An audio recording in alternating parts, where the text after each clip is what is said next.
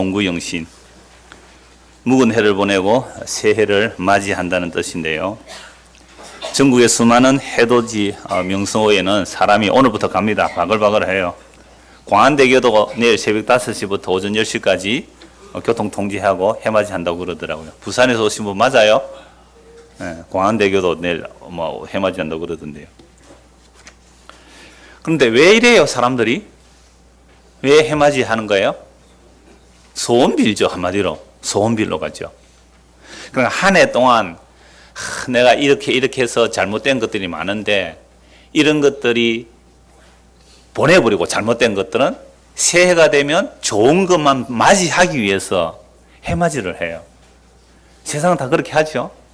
그러면 우리나라 세시풍속이 쭉 있는데요. 이런 세시풍속이 왜 있느냐, 옛날에 책을 보니까 근태로운 거잖아요. 매일 그날이잖아요. 그래서 추석, 설, 단오 하면서 24절기 왜 그렇게 만든다고요? 근태롭거든요. 오늘이 그날이고 그날이 오늘인데 어제가 오늘 달라져요? 어제 태양이 다르고 오늘 태양이 다릅니까? 근태로우니까 그게 삶의 동력이 되는 거죠. 행사를 하고 이벤트를 하고 절기를 지키는 것을. 이러한 모습들을 교회도 이제 수입을 한 거죠. 맨날 똑같은 예배만 드리면 재미없잖아요. 그래서 어떻게 해요? 성구영신 좀 하자. 그래서 12월 31일 밤 11시 반부터 1월 1일 새벽 30분까지 딱 그 시간 걸치면, 이야, 거룩한 예배를 하면서 뭘 했다고요? 한 해를 예배 중에 마무리하고 예배 중에 한 해를 시작하니까 이제 우리에게는 뭐가 올 거다? 새해는 복이 올 거다. 여러분, 장기하 씨 새해 복이라는 노래 들어보셨어요? 그 우리 어떤 형제가 청년이 올린 것을 제가 한번 들어봤어요. 새해 복. 새해 복 해놓고는 새해 복 이러더라고요. 새해 복, 그 장기하 특유의 노래. 복만으로는 안 돼. 열심히 노력해야지, 잘해야지. 새해 복만으로는 안 돼. 열심히 해야지, 잘해야지 이러더라고요. 가사 그것뿐이에요. 그런데 후반에 나가는 또 있어요. 새해 복만으로 돼. 잘 안 해도 돼. 열심히 안 해도 돼. 새해 복만으로 돼. 저는 그 얘기를 들으면서 꼭 설교 같아요. 여러분들 하나님의 은혜로만 됩니까, 안 됩니까? 하나님의 은혜로만 안 돼. 잘해야 돼. 열심히 해야 돼. 하나님의 은혜로만 안 돼. 열심히 해야 돼. 잘해야 돼. 근데 후반부에는요, 하나님의 은혜로만 돼. 잘하려고 하지 마. 열심히 하지 마. 제가 몇 주 전에 그랬잖아요. 잘하려고 하지 마세요. 열심히 하지 마세요. 뭐로만 돼요? 하나님의 은혜. 그러니까 요걸 두 개를 딱 섞어놨더라고요, 노래가. 설교가 안 같아요? 커뮤니케이션이 덜 된 걸 하고 나중에 노래 한번 들어보십시오. 그냥 우리의 설교가 그래요. 지난 한 해 동안 내가 어렵고 힘든 일이 많았다. 이것은 내가 은혜로만 살려고 했고 내가 열심히 노력 안 했기 때문에 그렇다 하면 여러분들 먹혀들어요, 안 먹혀들어요? 먹혀들죠. 그렇구나, 잘해야 되는데 은혜만 해야 하니까 방종하고 말에 놀았고, 그 은혜 없는 사람이 그런 말 하는 건데, 하여튼 은혜로만 얘기하다 보니까 내가 방종하고 그래서 하나님의 복을 못 받았는데 잘해야 돼, 열심히 해야 돼. 그래서 새해는 뭐 하겠다고요? 은혜만 하는 게 아니라 은혜 플러스 뭐예요? 내가 잘해야 돼, 열심히 해야 돼, 그거 보태겠다고. 이게 결심하는 시간이 뭐예요? 송구영신 예배. 자, 그렇게 해서 뭐 하려고요?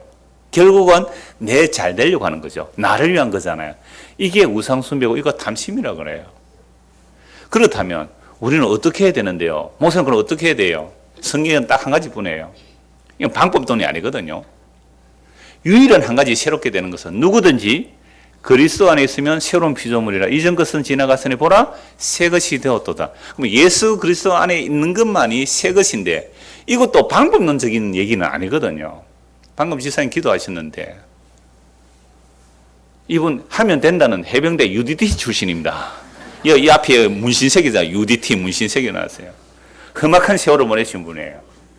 그런데 정말 오늘 자기 고백이거든요. 이 기도라는 것은 자기 고백이에요. 그러니까 내가 아무리 주님 앞에 기도를 해도 돌아서면 또 나를 위한 나의 모습을 보는 그 절망감 속에서 나는 주님의 소망이 없다는 고백이거든요.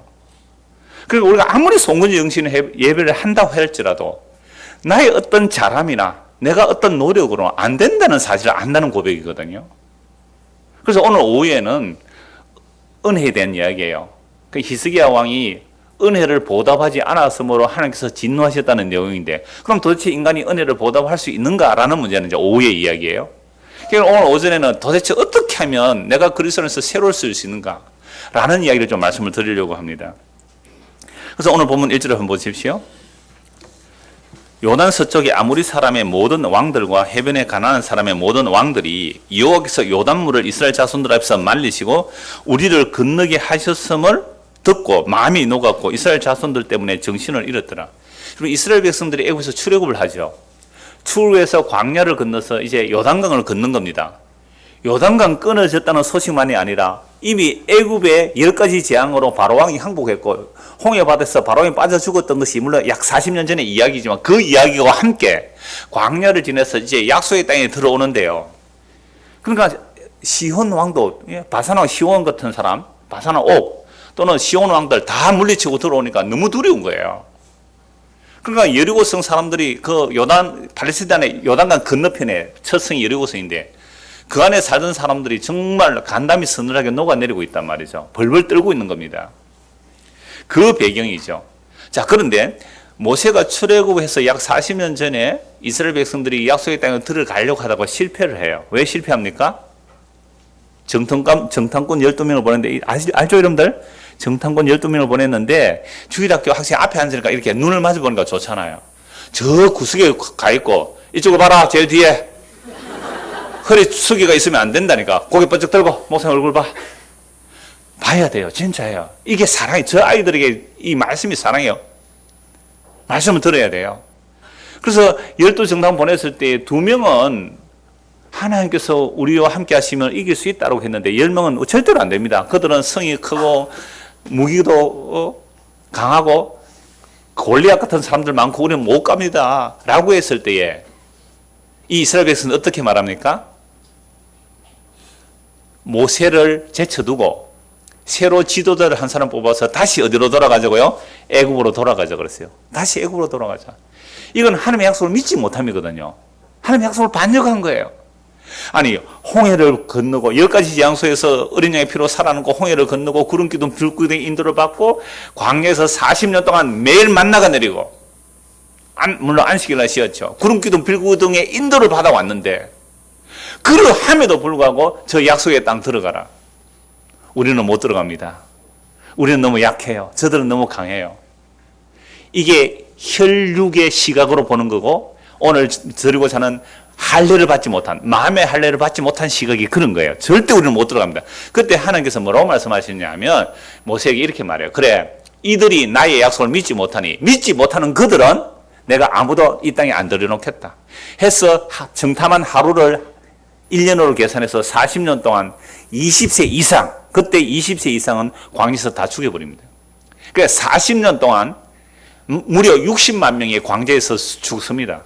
그게 40년 걸려요. 그리고 나서 출애굽 2세대들이 이제 약속의 땅에 앞에 왔죠. 그러면 그 당시에 20세 이하였던 사람은 지금 몇 살이 돼요? 60세가 되죠. 그죠? 60세가 되고 그 다음에 광야에서 태어났던 사람들은 제일 나이 많은 사람이 40살이죠. 0살이고 1살부터 40세까지 그 사람들은 뭘 안 받았어요? 할례를 받지 않았어요. 광야에서 다니면서는 할례를 안 받았고 뭐 유월절 지킨 거 아무것도 없고 광야에서는 안 지켰어요. 그래 할례를 안 받았기 때문에 요단강 건너서 제일 먼저 하는 일이 뭐냐라고 하니까 할례를 행하라라는 겁니다. 요단강 딱 건너서 할례를 행하는데 이스라엘 백성들이 출애굽할 때 할례를 합니다. 유월절을 지키려면 할례를 받아야 돼요. 종이라도 값으로 산 종은 할례 받아야 유월절에 참여할 수 있어요. 이방인 유월절에 참여 못해요. 그러니까 이방인이 유월절에 참여하려면 정결 규례를 행하고 할례를 받고 이렇게 유월절에 참여할 수 있는 거거든요. 개종을 해야 되는 거죠. 그래서 유월절이 이스라엘 백성의 가장 큰 특징이에요. 나라의 출발도 되고 유월절로 살아남았고 그래서 유월절 안에 어린 양의 피 아래 있으면 이스라엘 나라가 하나님께서 보호하시는 나라가 돼요. 근데 그 유월절을 벗어나 버리면 이건 이방 나라가 되는 거거든요. 그래서 이스라엘 백성들이 광야 40년 지나서 요단강을 건넜습니다. 앞에는 여리고성이 있어요. 자, 그런데 여기서 뭘 하라고 그래요? 할례를 하라. 여러분 할례를 행하면 오늘 뭘로 할례합니까? 2절 보십시오. 5장 2절. 예, 부싯돌이에요. 그때 여호와께서 여호수아에게 이르시되 너는 부싯돌로 칼을 만들어 이스라엘 자손들에게 다시 할례를 행하라 하시며 여호수아가 부싯돌로 칼을 만들어 할례산에서 이스라엘 자손들에게 할례를 행하니라. 여호수아가 할례를 시한 까닭은 이것이니 애굽에서 나온 모든 백성 중 남자 곧 모든 군사는 애굽에서 나온 후 광야길에서 죽었는데 20세 이상 다 죽었죠. 여호수아 갈렙만 남았죠. 그 나온 백성은 다 할례를 받았으나 다만 애굽에서 나온 후 광야길에서 태어난 자는 할례를 받지 못하였습니다. 이스라엘 자손들의 여호와의 음성을 청종하지 아니하므로 여호와께서 그들에게 대하여 맹세하사 그들의 조상들에게 맹세하여 우리에게 주리라고 하신 땅 곧 적거꾸리 흐르는 땅을 그들이 보지 못하게 하리라 하시며 애굽에서 나온 족속 곧 군사들이 다 멸절하기까지 40년 동안을 광야에서 헤매었더니 그들의 대를 잇게 하신 이 자손에게 여호수아가 할례를 행하였으니 길에서 그들에게 할례를 행하지 못하였으므로 할례 없는 자가 되었습니다. 또 그 모든 백성에게 할례 행하기를 마치매 백성이 진중각 처소에 머물며 낫기를 기다릴 때에 그러면 부싯돌로 나이가 40 됐는데요. 그 생식의 끝을 부싯돌로 잘라버렸어요. 이 당시에 항생제 없습니다. 후시된 연고도 없어요. 마데카솔도 없다니까요. 아카친기도 없어요. 그러니까 이게 자연적으로 낫도록 기다리면 한 3일째 되면 퉁퉁 부어가 그것도 못합니다. 그래서 야곱의 12아들 중에 레위와 시몬이 자기 여동생 디나를 강간했다고 그 족속들을 언제 할례 행하라 그래 놓고요. 할례 언약을 해놓고 3일째 들어가서 다 죽여버리거든요. 아니, 남자들이 퉁퉁 부어 있는데 어떻게 전쟁 나가요? 근데 여리고성 앞에서 할례를 행했다는 것은 믿음이 아니고서는 절대 못하죠. 저 앞에서 어떻게 할례를 행하고 그것도요 1살부터 40세까지 할례 다 행하고 전쟁에 나갈 만한 싸움하는 사람들이 전부 할례가 퉁퉁 부어 있는데 어떻게 전쟁을 하겠습니까? 그래서 여호와의 전쟁은 결코 사람의 수나 무기나 힘이 있는 것이 아니에요. 혈육의 싸움이 결코 아니라는 것을 알 수 있죠. 이게 믿음의 싸움이에요. 적들 앞에서 정말 할례하고 기다리겠느냐 말이에요. 그래서 할례를 받고 낫기를 기다리고 있어요. 9절 같이 읽읍시다. 여호와께서 여호수아에게 이르시되 내가 오늘 애굽의 수치를 너희에게서 떠나가게 하였다 하셨으므로 그곳 이름을 오늘날까지 길갈이라 하느니라. 길갈이라는 이름이 히브리어에 굴러가다는 이름과 비슷해요. 그래서 이 산 이름을 할례산이라고도 하고 길갈이라고 불렀단 말이에요. 길갈이라는 것은 뭐예요? 애굽의 수치를 굴러버렸다. 그럼 애굽의 수치가 뭐예요? 할례 없는 민족이거든요. 애굽의 수치라는 것은 자기 힘으로 살아가는 거예요. 애굽의 수치는 혈과 육의 힘으로 살아가는 거예요. 이게 애굽이에요. 애굽은 다른 말 세상입니다. 세상의 그 모든 수치를 굴러버리는 거예요. 애굽의 수치를 안고 있었기 때문에 이스라엘 백성이 약속의 땅에 못 들어간 겁니다. 약속의 땅에는 믿음으로 들어가는 겁니다. 하나님께서 자기 약속을 신실하게 이루내심으로 적들이 아무리 강할지라도 우리 하나님이 약속하셨기 때문에 약속에 신실한 하나님께서 그 약속을 이루내시면 우리는 들어갈 수 있습니다 라는 이 믿음이 없었단 말이에요. 이게 무슨 수치예요? 애굽의 수치입니다. 우리가 교회당에 나왔어요. 하나님 약속의 말씀을 믿어요. 그런데 아까 장기한 노래 얼마나 가사가 좋은 것을 보세요. 새복 바꾸어서 은혜로 얘기해도 돼요. 은혜로만 안 돼. 은혜로만 안 돼. 열심히 해야 돼. 잘해야 돼. 그런데 후반부에서는요. 복으로만 돼. 잘 안 해도 돼. 힘 안 써도 돼. 그러니까 두 가지 같이 얘기한 거예요. 그러나 가톨릭이 결국은 믿음과 행함을 하고 했기 때문에 타락한 거예요. 2000년을 타락했어요. 믿음과 행위라는 말 때문에 타락한 거예요. 그래서 종교개혁은 행위를 빼버려요. 인간의 행위를 빼고 뭐로만 어렵다는 걸 받습니까? 믿음으로만 어렵다고 받는다는 말을 누가 해요? 마틴 루터와 칼빈이 해요.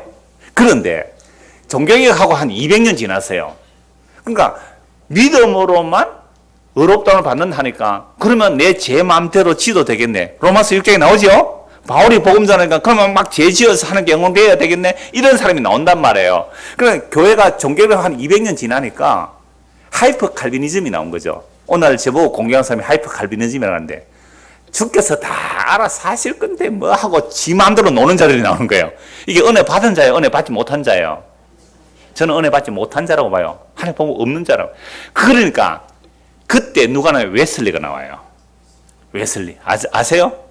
어마어마한, 정말 그 사람의 생애는요, 말도 못해요. 모라비안 교도들의 그 성경 공부하는 그 모습을 회심이 일어나가지고, 제2의 축복을 얘기해요. 그게 오순절 성령운동이에요. 그래서 지금도 오순절 파 있잖아요. 그게 웨슬리 영향이에요. 그 성결교, 성결하게 살아야 된다. 성결교단이, 또 감리교단이 다 그런 쪽이에요. 그러니까 이분들은 오직 하나님의 은혜만 얘기하는 게 아니에요. 은혜 위에 뭐예요? 열심히 잘해야 돼. 기도 많이 해야 되고, 뭘 해야 되고, 뭘 해서 내가 제2의 축복을 받아서 신앙생활 잘해야 돼. 이게 웨슬리가 굉장히 큰 영향 끼치는 것은 맞아요. 자, 그런데 그렇게 되니까 지금도 이 장로교단 또는 보수교단이라고 하는 쪽에서는 하나님의 주권을 강조하잖아요. 근데 오늘날 여러분들이 장로교단이라고 하는 좀 보수교단이 진짜 하나님의 주권만 얘기하는 데 있습니까? 하나님의 복으로만 안 돼. 잘해야 돼. 열심히 해야 돼. 더 잘해야 돼. 더 열심히 해야 돼. 이렇게 나와버리는 거예요. 이렇게 말 안 했기 때문에 만약 어떤 사람이 오직 믿음으로고 말했는데 방종하거나 그냥 세상 사람보다 더 못하게 그냥 자기 마음대로 산다면 저는 그 사람에게 하나님의 은혜가 안 임했기 때문이라고 저는 그렇게 말씀드려요. 하나님의 은혜가 임했다면, 성령이 우리 안에 임했다면 그렇게 살 수가 없는 거예요. 주께서 이끌어가는데요. 비록 우리가 육신이 연약하게 넘어질지라도 주께서 우리보다 강하시기에 우리를 붙들어가기 때문에 그런 말 못하게 돼 있단 말이죠. 그래서 이스라엘 백성들이 왜 40년 전에 약속의 땅 앞에 와서 못 들어갔습니까? 무엇이 아직 남아 있었어요? 애굽의 수치가 남아 있었어요. 애굽의 수치는 뭐라 그랬습니까? 혈육의 정신이에요. 이 세상 정신이에요. 인본주의예요. 그게 피라미드 구조란 말이죠. 그 거대한 피라미드를 세워놨지 않습니까? 우리가 학교 다닐 때 피라미드 구조를 통해서 제일 위에가 뭐가 나와요? 피라미드 구조. 제일 위에 왕이에요. 왕과 사제들이에요. 그 밑에 귀족계급이에요. 그 밑에 자유인들, 그 밑에 노예계급이에요. 이런 구조로 되어 있는 세상. 이게 애굽이에요. 애굽에서는 신분제가 이미 결정되어 있잖아요. 그리고 그런 사회 속에서 살아남기 위해서 어떻게 살아가야 한다는 그 애굽의 원리, 세상의 원리, 바벨론의 원리, 그러한 수치로 약속의 땅에 못 들어가는 거죠. 그래서 우리는 못 들어가겠습니다. 하나님의 약속 못 믿겠습니다. 라고 해서 그럼 너희들 다 죽어라. 해서 광야 40년 동안 출애굽 1세대 다 죽고 나서 애굽 2세대, 출애굽 2세대 그들을 이제 할례받게 해서 약속의 땅에 들어가게 하는 거죠.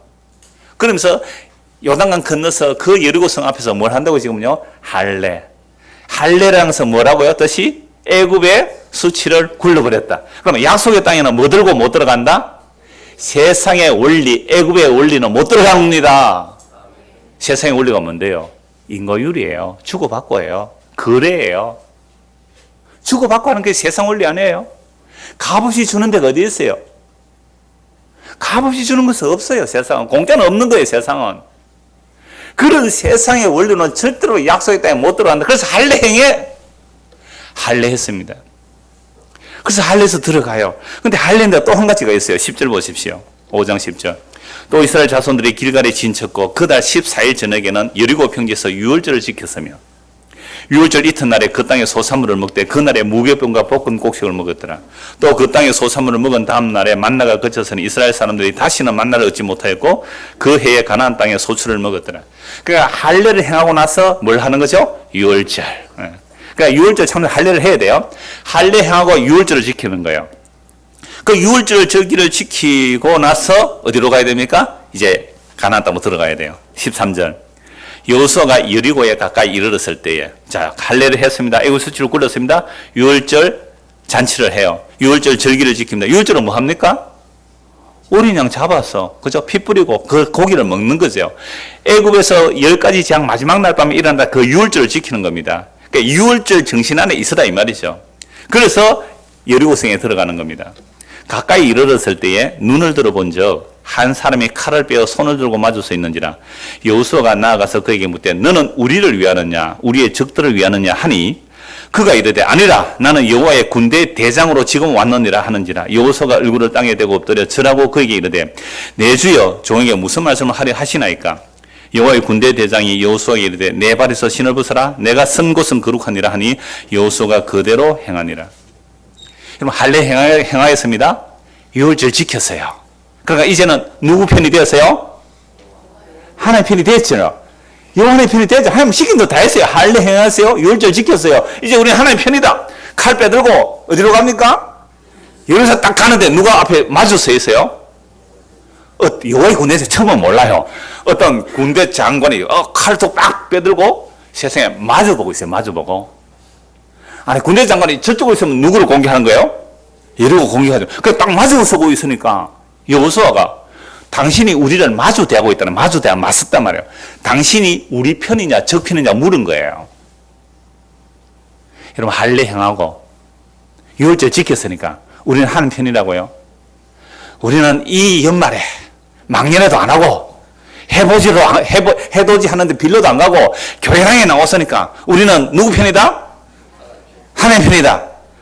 하나님 올 한 해 2018년도 복 주십시오. 하나님 우리 편 맞지요? 여호수아가 이 얘기하고 있는 거예요. 당신 우리 편이요 적 편이요. 여기서 이 군대 장관이 뭐라고 하냐면요. 나는 네 편도 아니고 적 편도 아니다. 나는 여호와의 편으로 와 있다. 여러분 이게 신앙에 눈 떠지는 거예요.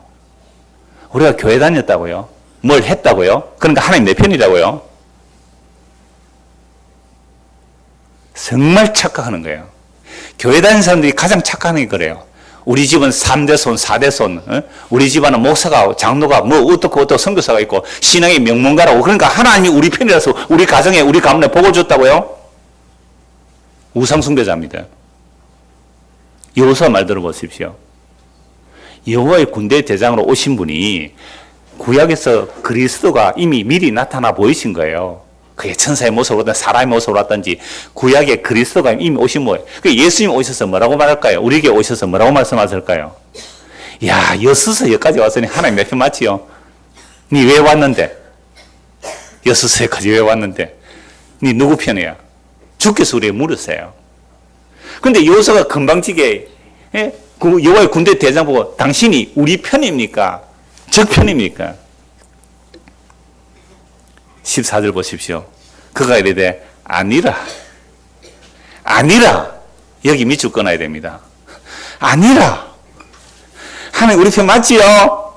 나 어려서부터 나는요 엄마 뱃속에 교회 다녔고요 유아세례 받았고요 학습 문답을 했고요 입교 문답을 했고요 나 세례교인이고요 나는 재직 직분도 받았고요 나는 장로 권사도 난 목사도 되었어요. 하나님 우리 편 맞지요? 아니라 이게 주를 따르는 자는 날마다 자기를 부인하고 자기 십자가를 지고 이게 아닙니까? 날마다 자기를 부인했죠. 날마다 나는 오늘 새벽 기도도 나왔으니까 다른 사람보다 조금 낫지요? 아니라 저는 목사 돼서 이렇게 복음 전하잖아요. 다른 사람 좀 낫지요? 아니라 나는 여호와의 군대 대장으로 지금 왔는데 하는지라. 이 말 딱 듣고 갑자기 어떻게 돼요? 여호수아가 땅에 얼굴을 대고 엎드려 절합니다. 누구 만났어요? 주님 만난 거예요. 이게 주님 만난 겁니다. 이게 예수님 만난 거예요. 이게 10대에서 예수님 만난 거예요. 예수님 앞에 뭐라고요? 엎드려 땅에 대고 절합니다. 이게 예수님 만난 거예요. 뭘 어줍잖은 것 좀 했다고 주님 앞에 나와서 주님 내 하나님이 잘했지요? 복 좀 주겠지요? 하나님 내 편 맞지요? 하나님 내 편 안 들어주면 하나님이 손해요. 어디 감히 그런 소리를 해요? 할례 했습니다. 유월절 지켰어요. 시키는 다 했어요. 하나님 백성 맞잖아요. 할례를 했는데요. 유월절 지켰는데요. 얼마나 하나님 표가 나요. 몸에 할례를 짓는 그 표를 가지고 있고 유월절을 지켰는데요. 이제 들어가면 하나님 우리 편 돼서 다 물리칠 거야. 당신은 우리 편이요 적 편이요? 아니라 나는 지금 여호와의 군대 대장으로 네 옆에 서 있다. 땅에 엎드려 얼굴을 땅에 엎드려 경배합니다. 그때 이 군대 대장이 뭐라고 해요? 이 얘기하는데 지금 긴장이 안 되십니까? 신발 벗어. 신발 벗는다는 것은 종이입니다. 고대는 노예는 신발이 없어요. 신 벗었어요. 모세가 하나님 만났을 때 마찬가지예요. 떨기나무 숲을 하세요. 네가 선 땅은 거룩한 신 벗어. 이게 주님 만난 거예요. 이게 날마다 일어나야 되잖아요. 이게 날마다 그게 송구영신이에요. 누워서 보고 세고 맞은 게 이거예요. 주님 앞에 엎드려서 주여 무엇이라고 말씀하시겠습니까? 저에게 무엇이라고 말씀하시겠습니까? 네 신발 벗어. 15절 보십시오. 여호와의 군대 대장의 여호수아 이르되 네 발에서 신을 벗어라. 네가 선 곳은 거룩하니라 하니 여호와께서 그대로 여호수아가 그대로 자 14절 끝에 보세요. 여호수아가 땅에 엎드려대고 절하고 그에게 내 주여 종에게 무엇을 말씀하려 하십니까? 주님 내 이거 선한 뜻 맞지요? 이것은 하나님 위해서 한 일 맞지요? 이것은 하나님 위해서 큰 일 맞지요? 우리 박미희 권사님 아시는 분은 아실 거예요. 그분 아버님이 그 12MC 창원을 처음 만들고 아주 활동을 많이 했어요. 그 다음에 창원 극동방송 만들 때요. 그 소나무 아래 가서 새벽마다 거기 가서 기도하신 분이에요. 그분이. 그래서 사람들이 등산하는 사람들이 미친 사람이 있다 그랬어요. 이 땅 달라고. 이 땅 달라고. 그래서 극동방송 세워졌거든요. 박미희 권사님이 그 제석을 좀 몇 번 들으시고 아버지한테 가서 그 병원에 마지막 돌아가시 전에 전도하셨대요. 아버지 예수 믿는 건 그런 거 아닙니다. 자기 공로, 자기 프라이드 강하거든요. 우리 교회도 한번 오셔서 예배 드렸었어요. 한 6, 7년쯤 됐었나?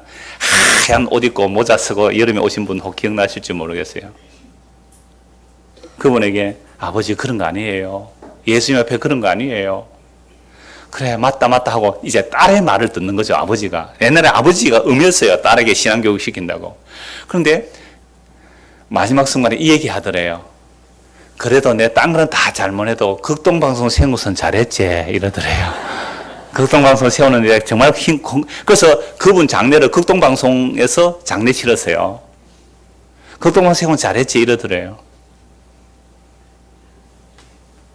여러분 우리가 주님 앞에서 내가 뭘 했다고 내 이거 잘했지요 할 게 어디 있어요?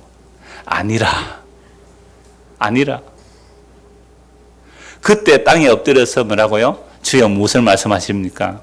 네 신 벗어. 예, 신발 벗어버렸어요. 이제 뭐요? 종이야 너는. 내가 너의 주인이야. 이게 진짜로 주님을 만나고 마음의 할례가 일어난 겁니다. 그래서 도대체 이 할례가 무엇인지 수치를 굴러버린다는 게 뭔지 구약 성경 빠르게 쭉 찾아갈 거예요. 이제 성경만 읽어도 마음의 할례는 이런 거구나 이제 알 수 있는 성경 몇 곳 찾아보겠습니다. 예레미야 4장을 보겠습니다. 예레미야 4장입니다.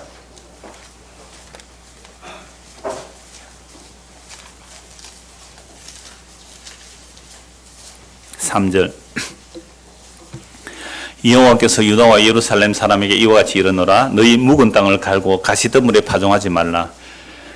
유다인과 예루살렘 주민들아 너희는 스스로 할례를 행하여 너희 마음 가죽을 베고 나 여호와께 속하라. 그리하지 않으면 너희 악행으로 말미암아 나의 분노가 불같이 일어나 사르리니 그것을 끌 자가 없으리라. 이스라엘 백성이 약속의 땅에 들어갔습니다. 할례 행했습니다. 할례 늘 행했다니까요. 할례 잘 했습니다. 그러함에도 불구하고 뭐가 안 일어난 거예요? 마음의 할례가 안 일어났어요. 그래서 신명기 말씀에 구약 율법에서 아예 마음의 할례를 해라 그래요. 할례라는 것은 아브라함이 제일 먼저 했거든요. 하나님의 약속이에요. 아브라함이 할례를 행하라 한 이유는 약속의 자녀가 이스마엘이 아니라 할례를 하고 나서 이삭이 약속의 자녀가 됩니다. 그러니까 이삭이라는 것은 할례를 했다는 말은 이게 상징적인 의미인데 너의 생식 능력 아니야 이 얘기예요. 너의 생식 능력. 그리고 사라도 경수가 끊어졌단 말이죠. 경수가 끊어지고 나서 아브라함 그 집에 할례하고 난 자식이 이삭이거든요. 그래서 이삭은 없는 데서 생기고 죽은 자 가운데서 살아나는 방식 이게 약속의 자녀예요. 이 말은 하나님의 구원의 약속에 들어가는 것, 하나님의 약속의 자녀가 되는 것은 뭐가 아니다? 인간의 행위가 아니다. 그게 애고의 수치로 굴러가야 되는 거예요. 이게 아브라함의 행위로는 이스마엘밖에 못 나와요. 그래서 이삭이라는 것은 없는 데서 있어야 되고 죽은 자 가운데서 살아나는 방식이 약속의 자녀가 태어나는 방식입니다. 이걸 우리가 받아들이는 것은 오직 한마디로 할 수 있는 게 뭐예요? 믿음. 그 믿음도 내가 믿어주는 행위가 아니기 때문에 은혜로 인하여 나온 믿음. 우리 예수 그리스도로부터 나온 믿음. 그 믿음은 내가 행한 것이 아무것도 없습니다라는 말이 믿음입니다. 믿음이 좋습니다라는 말은 무슨 말이에요? 나 행한 것은 일도 없습니다.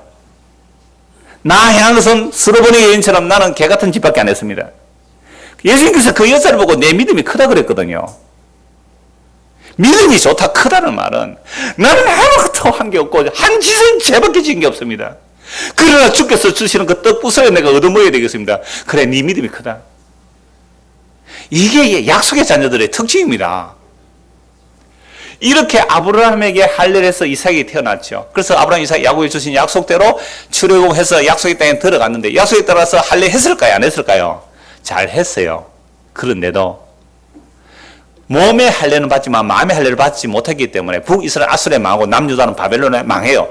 바벨론 망하기 직전에 지금 예레미야 선지자가 뭐라고 말하냐면 너희 묵은 땅을 갈고 가시덤불에 파종하지 말라 그래요. 유다인과 예루살렘 주민들아, 너희는 스스로 할례를 행하여 너희 마음 가죽을 베고 나 여호와께 속하라. 그러니까 할례를 행하는데 몸의 할례가 아니에요. 마음의 가죽을 베내라. 그게 하나님께 속하는 거다. 그래서 여호수아가 어떻게 했어요? 할례를 행하고 유월절을 지키니까 그게 하나님 입에서 다 된 거야. 아니에요. 주께서 와야 대장으로 와야 돼요. 마음 할례, 마음의 가죽 안 베면 안 된다는 거죠. 그래서 마음의 가죽을 안 베면 너희가 아무리 형식적으로 할례를 해도 안 된다. 그래서 내가 너희를 심판하리라. 남유다 그렇게 망해요. 예레미야 9장 보십시오. 예레미야 9장 23절입니다. 여호와께서 이와 같이 말씀하시되 지혜로운 자는 그의 지혜를 자랑하지 말라. 용사는 그의 용명을 자랑하지 말라. 부자는 그의 부함을 자랑하지 말라. 자랑하는 자는 이것으로 자랑할지니 곧 명철하여 나를 아는 것과 나 여호와는 사랑과 정의와 공의를 땅에 행하는 자인 줄 깨닫는 것이라. 나는 이 일을 기뻐하노라. 여호와의 말씀이니라. 여호와의 말씀이니라. 보라, 날이 이르면 할례 받은 자와 할례 받지 못한 자를 내가 다 벌하리니 곧 애국과 유다와 에돔과 암몬 자손과 모압과 및 광야에 살면서 살적을 깎은 자들에게라. 무릇 모든 민족은 할례를 받지 못하였고 이스라엘은 마음의 할례를 받지 못하였느니라 하셨느니라. 이스라엘 백성은 할례했죠. 몸에 할례했죠. 그런데 뭐 할례를 받지 못했어요? 마음의 할례를 받지 못. 그 이방인들은 뭘 못 받았어요? 몸의 할례를 받지 못. 그래서 할례를 받은 자나 받지 않는 내가 다 심판하겠다. 다 심판하겠다. 그럼 마음의 할례는 어떻게 일어나는 건데요? 마음의 할례가 일어나면요, 이렇게 되는 거예요. 23절 보십시오. 여호와께서 이와 같이 말씀하시되 지혜로운 자는 그의 지혜를 자랑하지 않고 용사는 그의 용명을 자랑하지 말고 부자는 그의 부함을 자랑하지 않는 이게 뭐예요? 마음의 할례 받아요. 그러니까 마음의 할례 받으면 지식 많다고, 뭐 성경 좀 안다고, 뭐 용사 좀 용기가 있다고, 뭐 부자라고 그런 거 자랑 안 해요. 그건 애굽의 수치예요. 그죠? 애굽의 수치예요. 할례는 그걸 굴러내는 겁니다. 그럼 자랑, 마음의 할례 받아서 자랑하는 사람 뭘 자랑해요? 우리 하나님을 아는 거예요. 유일하신 그 하나님과 그의 보내신 예수 그리스도를 아는 것이 영생이니라. 요한복음 17장 3절. 유일하신 하나님과 그의 보내신 예수 그리스도를 아는 게 영생이라. 그 예수를 알고 믿는 거예요. 아, 너무 감사해요. 우리 중고등부 학생들 앞에 앉아서 잘 보고 경청해줘서 고마워요. 이제 어른들 보고 안 할래요. 이쪽을 보고 할래요. 네? 유일하신 하나님과 그의 보내신 예수 그리스도를 아는 게 영생이라고요. 이게 뭐가요? 마음의 할례고요. 마음의 할례가 일어나면요. 야, 니 어느 대학 갔니? 그게 뭔 상관이 있어요? 이렇게 버리세요? 누구 물으면? 너 어느 취직했니? 나요, 하늘나라 취직했어요. 이래 버리세요. 그렇게 묻는 사람들을 무언하게 만들어 버리세요. 그거 왜 물어요? 어느 대학 갔느냐고, 어느 회사 취직했냐고 왜 물어요? 할례를 받지 못해서 그래요. 물론 걱정과 근심 또는 염려에서 물을 수도 있지만 인간은 그런 거 거의 없습니다. 아이고, 우리 딸보다 못한 데 갔네. 아, 저는 우리 아보다 잘난 데 갔네. 인간은 이거에서 못 벗어납니다. 선악회에 못 벗어나요. 묻지 마세요. 나중에 한 1년쯤 지나면 다 알아요. 왜 물어요? 그걸. 마음의 할례를 받지 못하기 때문에 애굽의 자랑을 하고 싶어서 그런 거예요. 비교하고 경쟁하고 시기하고 질투하면서 교회에서 이런 걸 물어요. 마음의 할례를 받지 못해서 애굽의 자랑거리로 묻고 있잖아요. 할례 못 받았습니다. 그분들이 그렇게 물으면 이렇게 하세요. 고3들 잘 들으세요. 마음의 할례를 받으십시오. 이렇게 그런 거 물으면 알았죠? 네. 엄마 아빠가 물어도 그렇게 하세요. 어머니 아버지 마음의 할례를 받으십시오. 하나님께서는 마음의 할례 받지 못하면 심판하십니다. 그걸 자유라 그래요. 아, 예수 믿는 게 이런 힘? 이런 자유? 서울에서 오신 분 마음의 할례 받으십시오. 자유하십시오. 서울에서 오늘 예배 드리기 위해서요. 어제 토요일 날 버스 타고 내려왔어요. 그래서 저녁에 한 2시간 제가 만나고 교제하고 저 호텔에 자고 아침에 와서 예배 드리고 있잖아요. 에스겔서. 그럼 마음의 할례를 또 우치 받아야 됩니까? 어떻게 마음의 할례를 받습니까? 에스겔 36장 보십시오. 에스겔 36장 24절.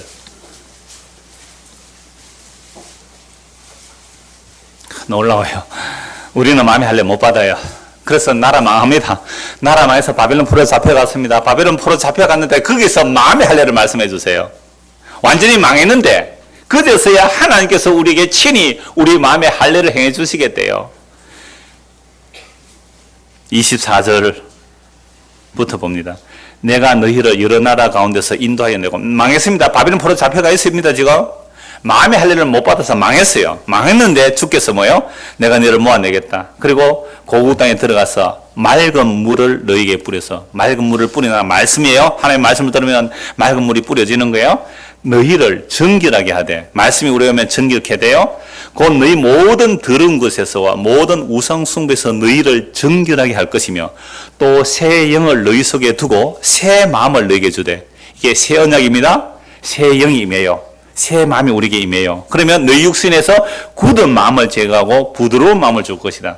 굳은 마음이란 돌처럼 딱딱한 마음이에요. 말씀이 안 들어가는 마음이에요. 아까 기경하지 못한 밭이에요. 말씀 백날 들으면 뭐합니까? 마음의 할례가 안 일어났으니까 말씀의 씨앗을 열매를 맺을 수가 없어요. 그러니까 그 두 굳은 마음, 돌같은 딱딱한 마음을 부드러운 살 같은 마음을 주시기 때문에 그러면 말씀이 들어와요. 그 말씀이 들어오면 내 행위가 어떤지를 알고 예수를 믿게 되죠. 이게 마음의 할례가 일어나는 새 언약의 능력입니다. 그래서 예수님이 십자가에 죽으시고 성령을 우리에게 부어주신다고 약속하셨잖아요. 내 영을 너에게 넘겨주겠노라. 예수님의 성령이 임하게 되면 이제 우리의 마음이 부드러워져요. 어떻게 부드러워질까요? 아까 얘기했잖아요. UDT 출신 강합니다. 하면 된다는 사람들이에요. 하면 된다. 마음이 깨어지는 거예요. 마음이 부드러워지는 거예요. 나는 주의 말씀 앞에 날마다 내 죄가 드러나고 나는 예수님께서 못 살겠습니다 라고 나오는 거예요. 그러니까 이제는 뭐가 있어요? 나는 할 수 없습니다. 나는 할 수 없습니다. 이게 마음의 할례받아 일어나는 거예요. 너무 자책하지 마세요. 그렇게 일어나면 너무 자책하지 마세요. 마음의 할례가 아니라면 나는 할 수 있다, 하면 된다, 잘해보자 이렇게 나와요. 근데 마음의 할례가 일어나면 주여 나는 주의 긍휼이었으면 안 되겠습니다. 이렇게 나오는 거예요. 이게 부드러우신 마음에. 그러니까 나는 오늘도 주님의 은혜가 필요합니다. 나는 오늘도 주님의 말씀이 필요합니다. 나는 주님께서 오늘 거저 주시는 생명 양식이 나는 필요합니다. 이게 마음의 할례가 일어나야 이렇게 되는 거예요. 그래서 28절 마음의 할례가 일어나면 이렇게 되는 거예요. 내가 너희의 조상들에게 준 땅에서 너희가 거주하면서 내 백성이 되고 나는 너희 하나님이 되리라. 이게 언약의 완성이라 그랬죠. 나는 너희 하나님이 되고 너희는 내 백성 되리라. 내가 너희를 모든 더러운 데서 구원하여 곡식 풍성하게 하여 기근이 너희에게 닥치지 아니하게 할 것이며 또 나무와 열매의 밭에 솟아는 풍성하여 너희가 다시는 기근의 욕을 여러 나라에 당하지 아니하게 하리니 그때 너희가 너희 악한 길과 너희 좋지 못한 행위를 기억하고 너희 모든 죄악과 가정한 일로 말미암아 스스로 믿게 보리라. 이 곡식이 풍성해진다는 개념은 먹을 양식이 없어서 주님이 아니잖아요. 하나님의 말씀의 풍성함이 마음의 할례를 받고 말씀을 받고 나니까 옛날에 했던 내 행위와 죄를 기억하고 어떻게 해요? 자기를 믿게 봐요. 그동안 애굽의 수치가 안 굴러갔다면 오늘이 뭐예요? 날 의미가 없어요. 해아래 새 것이 없지만 2017년 12월 30일 애국의 수치가 말씀으로 드러나서 좀 굴러가지게 되면 내 자랑거리가 굴러가는 거예요. 세상 자랑거리가 굴러가고 나는 주의 긍휼만 필요합니다. 이게 마음의 할례가 일어나는 거죠. 이런 자들에게는 자랑할 게 뭐가 있어요? 우리 주 예수 그리스도의 십자가 그거 아는 거 외에 나 자랑할 게 없습니다. 이게 마음의 할례가 일어나는 사람들이에요. 이런 사람들만 일어난 곳에 가보면 천국이에요. 근데 이거 없으면 뭐예요? 밥이 맛이 있니 없느니? 반찬이 짠이신 거네. 먹지 마세요 그러면. 하여튼 온갖 불평망이 다 나와요. 그럴 때 그렇게 하세요. 식사 당번들 오늘 당번 맛 안 봤습니다. 뭐라 그러면요. 당신 마음의 할례 받으셨습니까? 이렇게. 마음의 할례를 받으면 마음이 말씀에 너무 민감해져요. 말씀에 성령의 인도에 너무 민감하고 예민해져요. 부드럽거든요. 아이 살과 같은 부드러운 마음이 되는 거죠. 전에는 말씀, 지옥 천국, 마음이 딱딱하면 지옥 천국 웃기네 이러고 있습니다.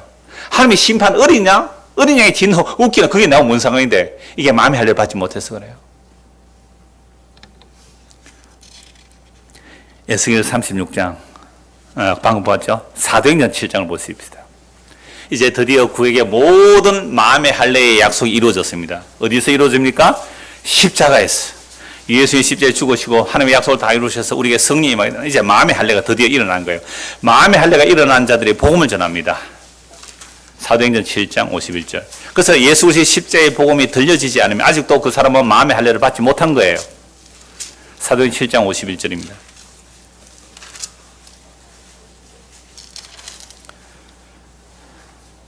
같이 읽읍시다. 목이 곧고 마음과 귀에 할례를 받지 못한 사람들아, 너희도 너희 조상과 같이 항상 성령을 거스르는도다. 예.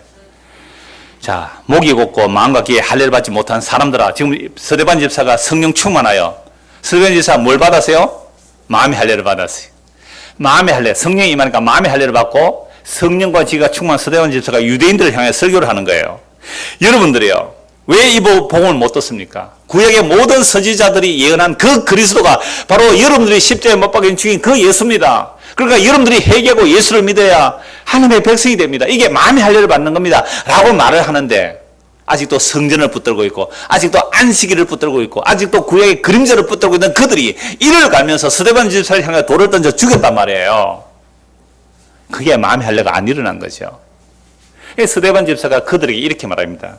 목이 곧고 마음과 귀에 할례를 받지 못한 사람들아, 너희도 너희 조상과 같이 항상 성령을 거스른다. 그러면 성령을 거스른다는 말은 마음의 할례를 받지 못하기 때문에 성령의 인도는 예수 그리스도가 누구신지 알고 믿게 하거든요. 동일하게 우리 죄가 뭔지를 알고 하시고, 우리 죄가 뭔지 알고 예수를 믿게 되면 그게 마음의 할례를 받은 거예요. 성령님에서 마음의 할례를 받은 거예요. 근데 스데반 집사 이 이야기를 듣고 마음의 할례를 받지 못했어요. 그러니까 스데반 돌로 쳐 죽이죠. 근데 이 일에 옳다고 한 사람이 누구예요? 바울이에요. 바울도 똑같이 마음의 할례를 못 받았어요. 그래서 바울은 예수 믿는 사람 잡아 죽이러 가다가 예수님 만나죠. 눈에 비늘이 벗겨집니다. 이게 마음의 할례를 받은 거예요. 마음의 할례를 받게 되는 건 자기의 죄가 뭔지를 알고 예수를 믿는 것이 왜 마음의 할례가 되는지를 증거합니다. 갈라디아서 5장 보십시오.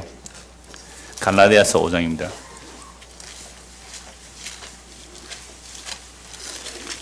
1절부터 보겠습니다. 그리스도께서 우리를 자유롭게 하려고 자유를 주셨으니 그러므로 굳건하게 서서 다시는 종의 멍에를 매지 말라. 바울이 갈라디아 교회에 복음을 전했습니다. 이방인들도 믿음으로 의롭다는 받았습니다. 그런데 율법 전하는 유대주의, 예수를 믿는데도 유대주의자들이 들어와요. 이들이 와서 예수 믿는 것만으로 부족해. 뭘 해라? 할례를 해라. 바울이 이들과 싸웁니다.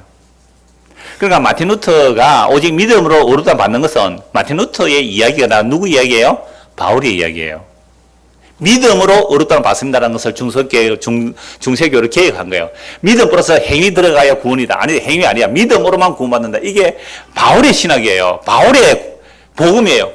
마틴 루터가 그걸 발견한 거예요. 그랬을 때에 이방인이 예수를 믿음으로만 할례 안 했습니다. 의롭다는 받는다고 했는데 유대인들, 기독교인들이 들어서 아니야. 너 할례 안 하면 안 돼. 라고 하니까 바울이 갈라디아서 편지를 쓴 거예요. 2절 보십시오.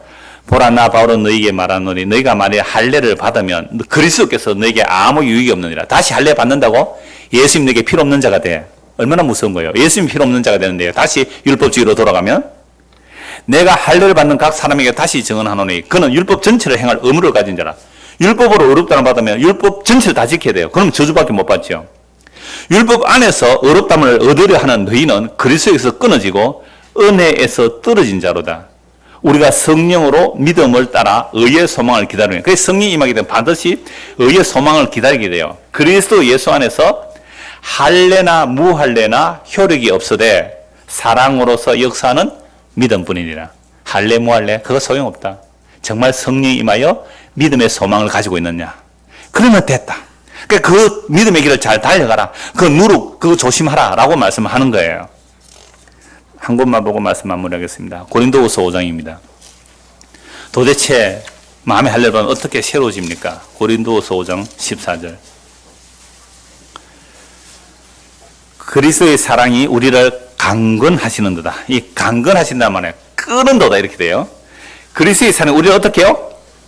끌어가요. 끌어가. 내가 들리면 너희를 나에게로 끌어가겠다. 요한복음 12장의 말씀처럼 우리를 끌어가요. 이 말씀의 선포가 성령을 통해 우리를 그리스도로 끌어가면 돼요. 특정한 사람에게 끌려가면 안 돼요. 사람에게 끌려가면, 어떤 특정 교회에 끌려가도 안 돼요. 누구에게로요? 예수 그리스도에게로 끌려가야 돼요. 예수 그리스도에게로. 끄는도다. 우리가 생각하는데 한 사람이 모든 사람을 대신하여 죽었은즉 모든 사람이 죽은 것이라. 우리는 다 죽은 자들이에요. 그가 모든 사람을 대신하여 죽었으면 살아있는 자들로 하여금 다시는 그들 자신을 위하여 살지 않고 오직 그들을 대신하여 죽었다가 다시 살아나신 이를 위하여 살게 하려 함이라. 그래서 우리가 살아도 나를 위해서 사는 게 아니고 죽어도 나를 위해 죽는 게 아니에요. 사나 죽으나 우리가 주의 것이다. 이게 마음의 할례를 받은 자예요. 그런데 아직도 우리 안에는 뭐가 남아있어요? 그 애굽의 수치가 남아있어요.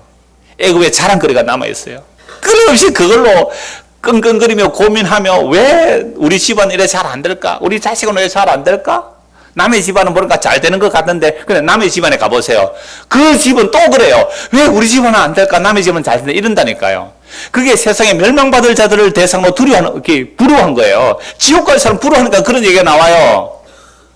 그럴 때 여러분 자녀들이라면 부모님들에게 마음의 할례 받았습니까? 라고 말하고요. 자식이 우리 부모는 말이지 돈을 많이 벌었으면 나 이렇게 고생 안 해도 될 텐데 뭐 우리 엄마 아빠는 가난하냐 그럴 때 부모가 자식에게 이렇게 말하십시오. 얘야 너 마음의 할례 받았니? 애굽의 수치 굴러가야 돼요. 애굽의 수치거리들을 교회당에 들고 와서 자랑거리로 삼는다고요. 그게 교회입니까? 애굽이죠. 그게 교회예요? 세상이고 바벨론이죠. 도대체 마음의 할례가 일어났는지 올 한 해를 돌아보면서 내 안에도 얼마나 마음의 할례가 제대로 안 일어났는지 도대체 뭐가 애굽의 수치를 가지고 나와서 이것저것 비교하고 있느냐 말이에요. 그래서 16절입니다. 그러므로 우리가 이제부터는 어떤 사람도 육신을 따라 알지 않으노라. 보세요. 애굽의 시각으로 보지 않는다 이 말입니다. 애굽의 수치가 굴러갔는데 왜 육신의 시각으로 사람을 봐요? 예수도 육신의 시각으로 봤기 때문에 십자가에 못 박아 죽인 겁니다.